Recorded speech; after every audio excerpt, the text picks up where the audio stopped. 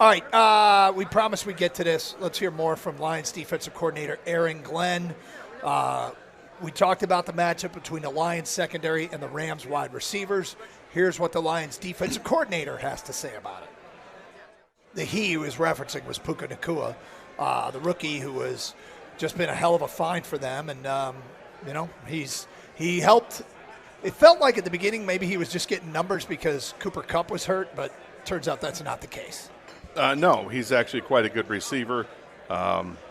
Rookie out of BYU. He's done a fantastic job. But, I mean, he's right. The Lions have faced plenty of good receivers throughout the season, right? Yep. Second week of the year, they're against the Seattle Seahawks. They got some good guys with Lockett and Metcalf and all that, and then also the running game that they have with Kenneth Walker and Charbonnet. I mean, that was good they had to face up against. Atlanta's got a triumvirate of players you had to worry about that took care of that.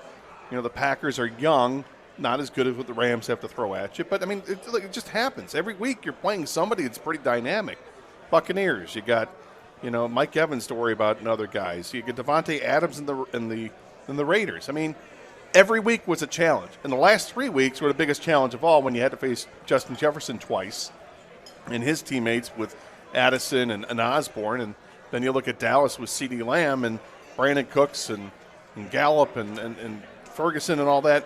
They're used to it. Yeah, they're used to be to fair, taking on. the Vikings, though, they had a guy that you weren't sure he wasn't throwing wrong-handed. Right? Well, it may have been, but you were waiting for the turnover. But it's not like they scored like 45 points in the other two turnovers. They scored 20. Yep. And the Cowboys, Dak Prescott's not a turnover machine. They scored 20.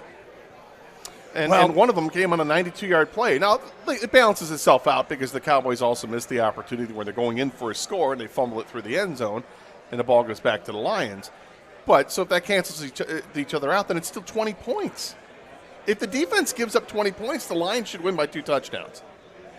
I'll be happy if they keep it at 20 or under. In the meantime, more from Aaron Glenn said another key in this game is with their kind of athletes and the way they are built, you must tackle well.